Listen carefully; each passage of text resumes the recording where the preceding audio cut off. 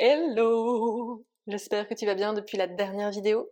J'avais prévu à la base de poster des vidéos plus tôt que ce qui est en train de se produire là. Mais j'avoue que j'ai fait face à quelques petits imprévus qui finalement m'ont un petit peu retardé. Mais bon, le principal c'est qu'une vidéo sorte.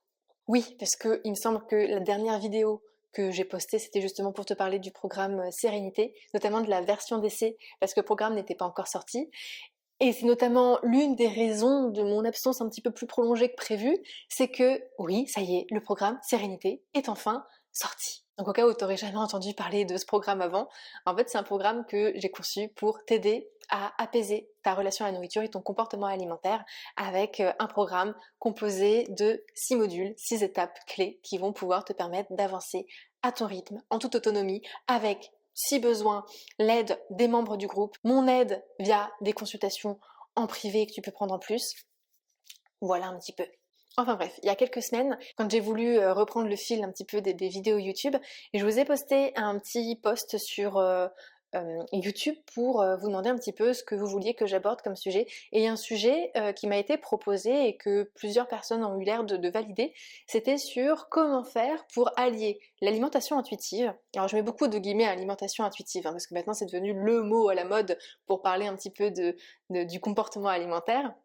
Voilà, pour allier une alimentation plus intuitive avec des repas de famille, notamment avec le conjoint ou la conjointe et avec les enfants, on va dire dans un cercle très proche, très restreint. Et donc c'est la question à laquelle je vais tenter de répondre aujourd'hui. J'ai bien conscience que quand on commence à travailler sur notre comportement alimentaire, on va avoir besoin de mettre de nouvelles routines en place. Vu que l'objectif c'est d'apprendre à écouter un peu plus son corps, un peu plus ses besoins, forcément nos besoins ne vont pas tout le temps être en accord avec notre vie sociale. Et du coup, c'est vrai que les personnes de notre entourage très proches, déjà rien que les personnes de notre entourage un peu moins proches vont avoir du mal à comprendre, mais alors les personnes avec qui tu vas pouvoir vivre vont vraiment s'interroger, ne pas comprendre, et puis tu vas faire face à quelques petites difficultés, notamment par rapport au conjoint. Le conjoint, c'est une des plus grosses problématiques qu'on va pouvoir rencontrer dans ce genre de processus au niveau du comportement alimentaire, c'est que le conjoint, bien souvent, il va pas du tout comprendre ta démarche. C'est-à-dire qu'à un moment où il va devoir manger, lui, il va se dire que tu es en train de grignoter, sachant qu'il se souvient toutes les réflexions que tu as pu te faire, toute la culpabilité que tu as pu ressentir et tous les objectifs que tu t'étais mis pour arrêter justement les grignotages, pour perdre du poids ou ce genre de choses, plus toutes les injonctions que la société lui a mis aussi à lui dans sa tête, lui disant que grignoter c'est pas bien, que manger ce type d'aliment c'est pas bien, enfin, il n'y a pas que toi qui as ce genre d'injonction, il y a ton conjoint aussi. Et sauf que ton conjoint, lui, ce qu'il veut, généralement, c'est ton bien. Lui, il veut t'aider, il veut t'éviter de te retrouver dans le désespoir dans lequel il a pu peut-être te voir auparavant. Et donc, pensant faire pour ton bien, il peut te faire des réflexions concernant ce que tu es en train de manger, concernant les quantités que tu es en train de manger, concernant le moment où tu es en train de manger. Alors dans ce genre de situation, il va y avoir deux façons de répondre.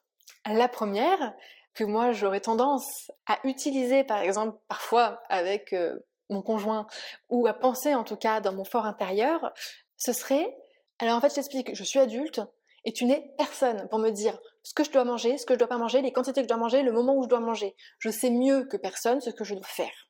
Donc occupe-toi de tes fesses et je m'occupe de mes fesses. Voilà. Bon, étant donné que j'aimerais t'éviter une éventuelle séparation ou un éventuel divorce, ce serait quand même dommage que j'en sois responsable, nous allons partir sur de la communication non violente. La première chose à faire, et je pense que ça va être compliqué de passer outre, ça va être d'expliquer à ton conjoint ou ta conjointe la démarche que tu es en train d'entreprendre.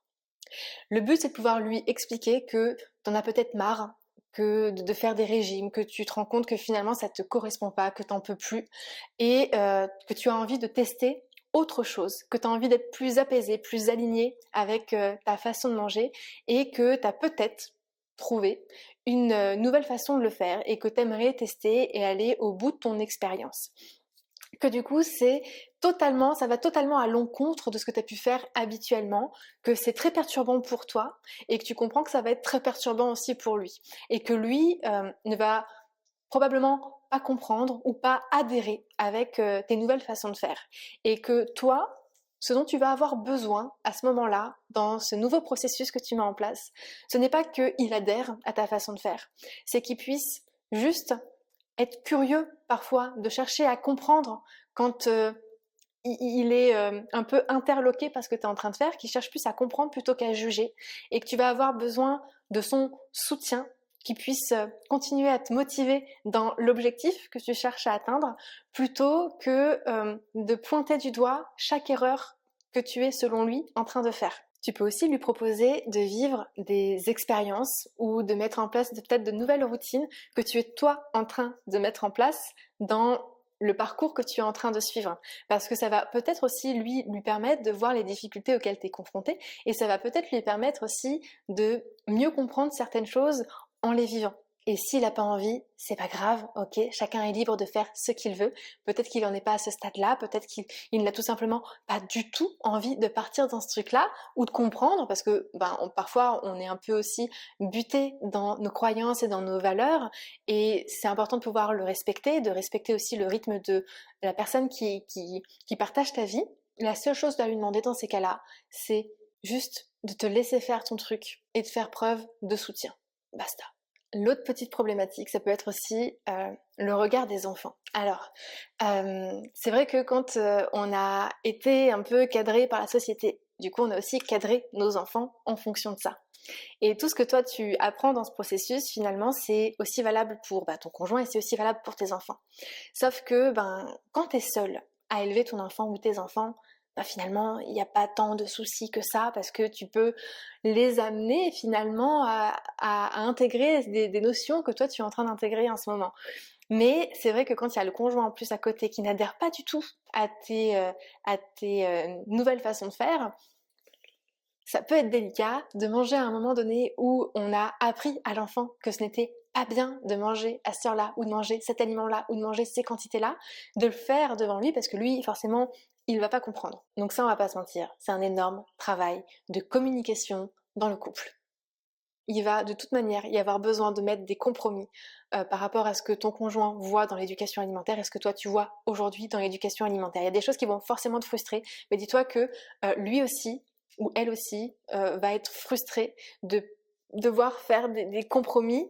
Donc voilà, c'est une phase un peu de transition en attendant que les choses soient peut-être un peu plus claires pour toi, et que la personne qui partage ta vie puisse tendre vers ce nouveau mode de vie. Mais le sujet notamment là qui était abordé dans le commentaire en réponse à mon post pour le sujet de la vidéo, c'était le fait que les enfants vont souvent avoir des heures assez fixes pour manger, et soit parce qu'ils ont été du coup conditionnés à avoir faim à ce moment-là, soit parce que le rythme de vie, le rythme de la société fait que l'enfant doit, selon ton éducation et celui de la personne qui partage ta vie, doit être à cet endroit-là.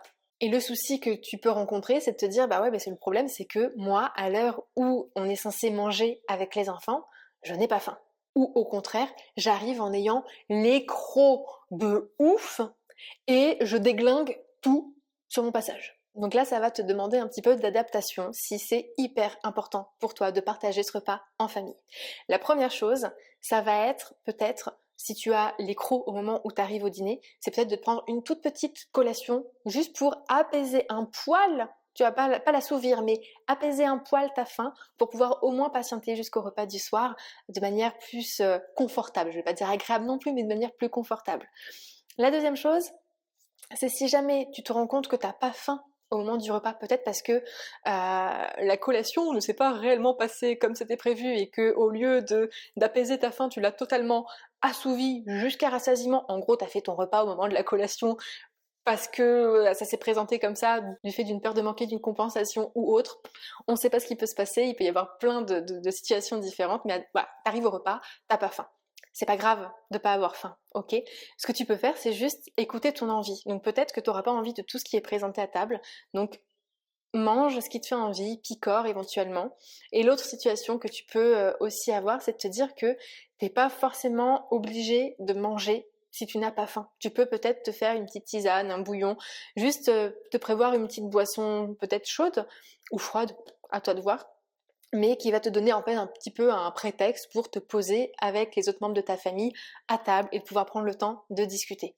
Tu verras que ça sera quand même vachement plus facile dans ce genre de situation d'avoir un petit thé ou un petit truc, une petite boisson pour partager avec ta famille, parce que toi tu seras du coup pleinement en conscience sur les discussions, parce que finalement sur ce que tu es en train de boire, bon, tu n'auras pas forcément besoin d'être hyper concentré sur chaque gorgée que tu ingères. Donc voilà mes conseils pour commencer. Si jamais tu vois que je n'ai pas forcément répondu à ta question, ou si tu as encore des questions en suspens vis-à-vis de ça, n'hésite pas peut-être à les mettre en commentaire.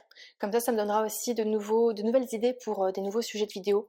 Forcément, vu que j'en ai fait énormément des vidéos, il y a des sujets qui vont être redondants, c'est normal. Ça sera l'occasion de pouvoir rebondir de nouveau sur ce sujet-là d'ici quelques semaines, pourquoi pas. Et si jamais tu sens que tu as besoin d'aller plus loin dans le travail que tu fais là sur ton comportement alimentaire pour t'aider encore un peu plus à mettre les choses en place, oublie pas que tu peux tester en barre d'infos le programme Sérénité pour déjà avoir quelques pistes de ce que tu pourrais approfondir et de voir si potentiellement le programme Sérénité pourrait être fait pour toi. J'espère que cette vidéo t'aura plu, j'espère qu'elle aura pu répondre un petit peu à tes questions éventuelles sur le sujet. Et puis je te dis à très bientôt dans une nouvelle vidéo. Salut!